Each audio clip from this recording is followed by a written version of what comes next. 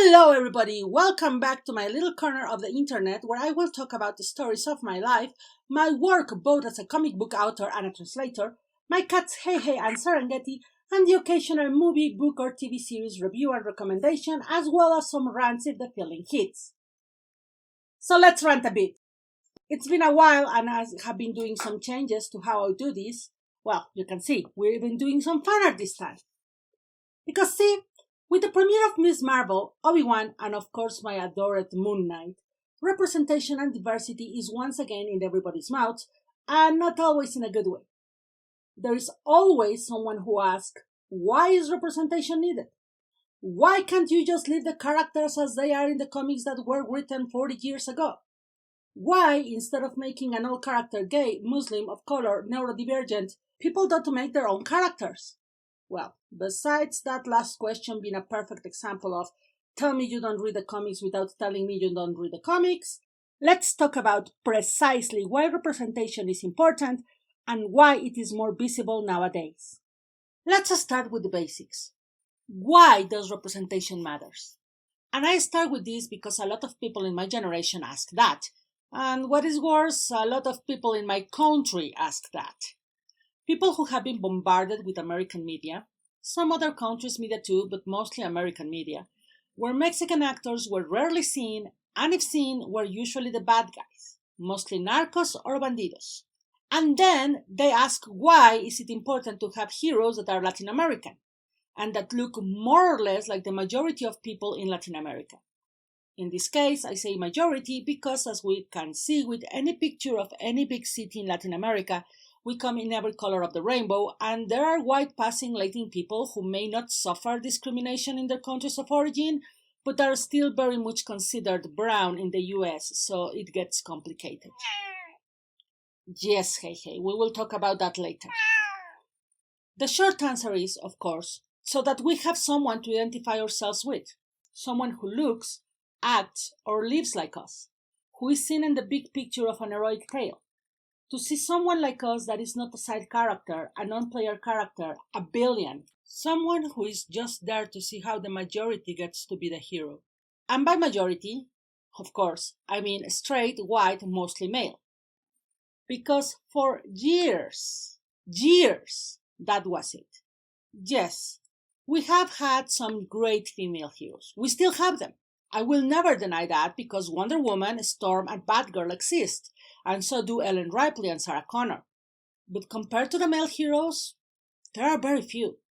And notice how I had one well-known black female superhero. I mean, I also love Monica Rambeau and Beastie Knight, but again, they don't have the name brand recognition of the other three. And well, Storm is far less known than Wonder and Batgirl, if we are completely honest, but that is a tangent for another day. But people will say, we have identified with the characters when they were white, male, and straight. Why do you need to change them? Why do you have to force diversity? Well, first of all, please look outside for a bit. Chances are you will see a diverse group of people living their lives, which means diversity is a fact of life.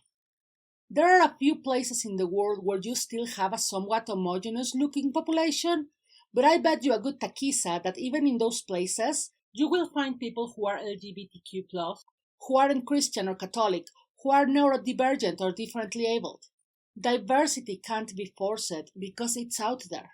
In fact, I'd be willing to say that it's the opposite, that the absolute homogeneous idea of, in any group of friends, there may be one person of color, one girl, two if one is a tomboy, and maybe a different able person who joins them from time to time, is what is forced nowadays.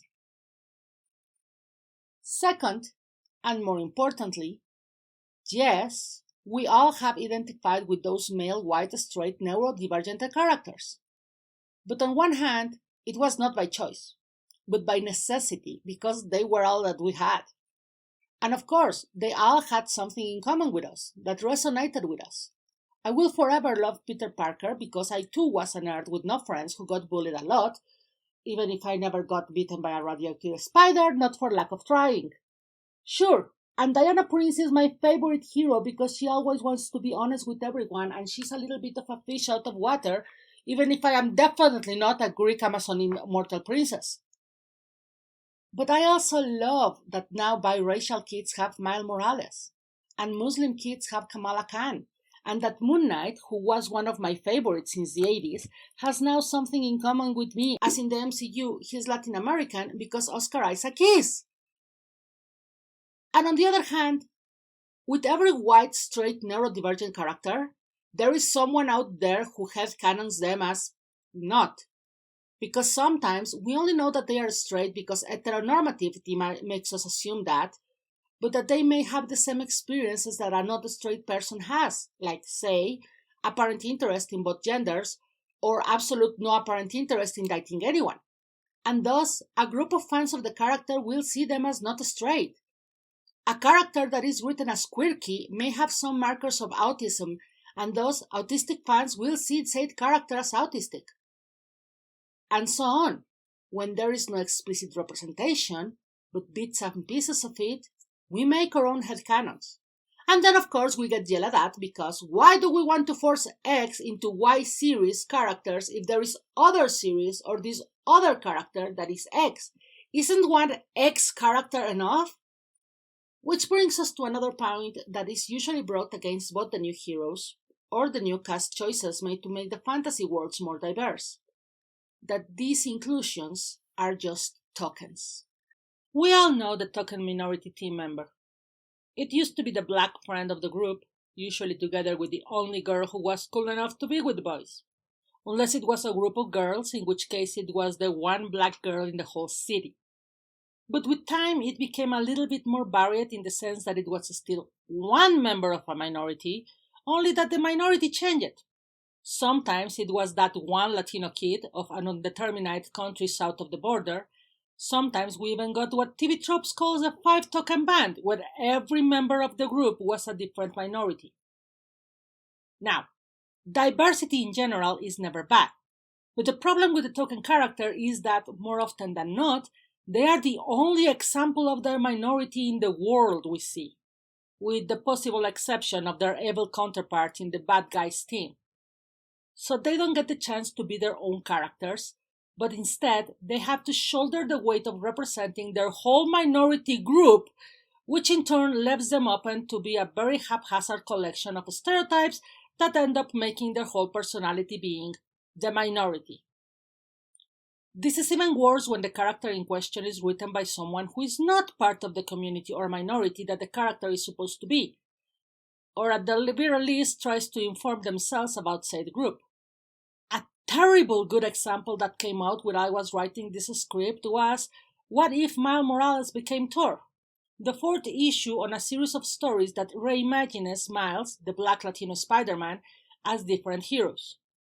Thing is, the story has absolutely nothing that indicates that the black young man that calls himself Thor is Miles Morales, except his skin color. He's not even drowned the usual way Miles is. And the story itself is a combination of very offensive stereotypes that do nothing to create a world that is more than how a 40-something white writer sees black culture. I mean, it even includes graffiti in Mjolnir. And yes, the writer is a Jewish Mexican guy, so he's not white, but he still has no idea about a black community. Now, this is not to say that only members of a minority can write characters of said minority. Of course not. But if you're going to write something out of your own circle, it's a good idea to just go and ask members of the other circle about the things you may not know or the stereotypes you may have absorbed from pop culture that are not really true, and find out things that are actually true and will make your character feel more authentic. A good example of this is the difference between Coco and Encanto. To write and animate Coco, the Pixar team came to Mexico to live with real Mexican families and get a sense of how life in little Mexican towns is. And I insist, little Mexican towns. A Mexican living in the city also has issues writing life in small towns if they have never been to one. And the result was a movie that is beloved in Mexico, far more than the other Day of the Dead movie that was made in Mexico by a Mexican animation team. Go figure that one out. Encanto, on the other hand, had the disadvantage of the pandemic that didn't allow for the team to go and visit Colombia. And while the movie looks wonderful, I have already said my piece about the script, there are small details that make it clear to Colombian people that it was not made by someone familiar with the culture. For example, the little jab about a kid having too much coffee, which is nothing a Colombian would say. And of course, when the author of the piece is part of the minority in question, we get things like the wonderful Turning Red, which managed to both capture the general experience of being a teenage girl starting puberty and the more specific experience of a Chinese Canadian teenage girl having to face the choice between tradition and her own personality, because the writer and director of the piece had been that Chinese Canadian teenage girl. Then there are the more invisible minorities that have to struggle for representation, and they are harder to show. For example, sexuality. While there is a lot more representation for gays and lesbians, not always good as we have a bunch of bury your gays storyline, or is it okay if you are gay as long as you are not, romantically involved with absolutely anyone?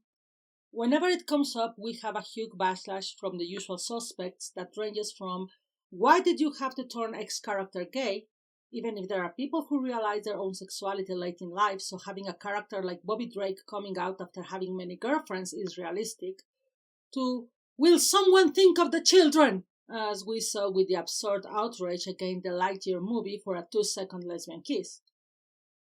But bisexuality? It's a lot harder to portray, and thus it is rare that it's done. And then, when it happens, it falls either in villainous characters like Crowley and God in Supernatural, or has unfortunate implications like 13 in House, who was self-destructive when in relationships with women, but straightened up when in a relationship with Foreman, pun intended. Transsexual and non-binary characters are incredibly rare, or Flag Means Dead being the bright exception, and I think I can think of one example of an asexual character that is identified and called as such. And before you ask me, why does the sexuality of a character matters if we want to see, say, a fight to save the world from a giant purple alien? Well, I refer you back to my romantic plot tumor video, because in every single action movie where the goal is to save the world, or the city, or even the block, the male hero will have time to remind us how heterosexual he is and have a romance with a token female character. Because, again, in certain kind of movies, we're lucky to have 2 women in the movie that actually survive to the end and are not in opposite sides of the plot. No one blinks if Steve Rogers kisses Sharon Carter. Never mind that she's either his true love's niece or his niece, depending on how you see the endgame's end. But the mere suggestion that one named powered character in the MCU may not be straight, people riot. And it's even worse for neurodivergency. By the way, I am sorry I kept saying neurodivergent characters when I meant neurotypical. While we are having some better representation for some parts of the autism spectrum in shows like The Good Doctor, we still have the non-specified neurodivergency as comic device, or worse, as an excuse for characters to be assholes, which implies that every person with a neurodivergence is an asshole, when not. One can be neurotypical and an asshole, and the same goes for anyone neurodivergent. Assholery is not a mental condition. And of course, the good old use of schizophrenia and borderline personality disorder as reasons for villainous murderous sprees, when in reality, people with mental conditions are more likely to be victims of violence than the perpetrators of. Here, once again, it all goes down to research and talking to the people for the community in question. I have to give a very special shout out to Moon Knight, my beloved, the TV series, because while the comic has been spotty in remembering that Mark Spector is part of a system and at times has pushed very, very negative stereotypes about DID, dissociative identity disorder, for those who don't know, Oscar Isaac and the producers and writers of the show took special care in informing themselves not with psychiatrists and doctors, because, whoa, Conscious knows that the medical community is not of one mind when it comes to neurodivergence in general, but their contradictions on DID are epically large, but with actual systems. In particular, Oscar Isaac read a book titled A Fractured Mind, My Life with Multiple Personality Disorder by Robert Oxman, a prominent scholar who was diagnosed with DID late in life after years of believing his blackouts and lost time were due to alcoholism. This research, and the fact that the writers also tackled with systems, the name the plural community has chosen for themselves, to capture their experience is quite palpable in Moon Knight, which is one of the very, very few representations of a plural individual who doesn't have an evil alter or is dangerous because of his deity. Mark Spector is, of course, really dangerous if he wants to be, but that is because he's a former soldier and a mercenary, not because of his deity. And that is the kind of representation every minority should have. Full characters who are part of a minority, but whose whole personality is not minority. The issue of representation is a complicated one, and it also includes a lot of nuisance that may be confusing. The most important part, however, is to remember that more diversity is never wrong. Yes, our favorite characters may have been created white, but that was because they were created in a time that there was no chance to create characters of any other race. Yes, it is always better to create new characters, especially if those characters are written and created by those who are members of the new characters community. But we have to also understand that new characters have a harder time to find their way to the mainstream, so in adaptations like movies, there will be changes to the original white characters, and it's not the end of the world. And more importantly, no character should shoulder the pressure of representing every single person in their community, because when that happens, that's when they become stereotypes and tokens. We need more diverse characters, yes, but they need to be characters first. I want to thank my dear patrons Mitch Hyman, Elaine Ho, Jessica, and Ellie Riley, as well as my first supporter Tanya Pineda and Amy Song, who is the greatest human being on the planet, and without whom these videos would not be possible. I also want to remind you that if you want to support these and my other projects and get your name mentioned here, you can do so at patreon.com/Adalisa, with a link on the description, as I know my name can be hard to spell. And with just $1 a month, you will always be thanked in my videos, as well as get access to a ton of art before anyone else. Or you can support me once at Coffee, also linked in my link tree, and you will mention in my next video. If you can't support me this way, I also accept likes, subscriptions to the channel, comments so that the algorithm catches engagement, and of course, you sharing the links. I also welcome all your questions, feedbacks, and suggestions in the comments below.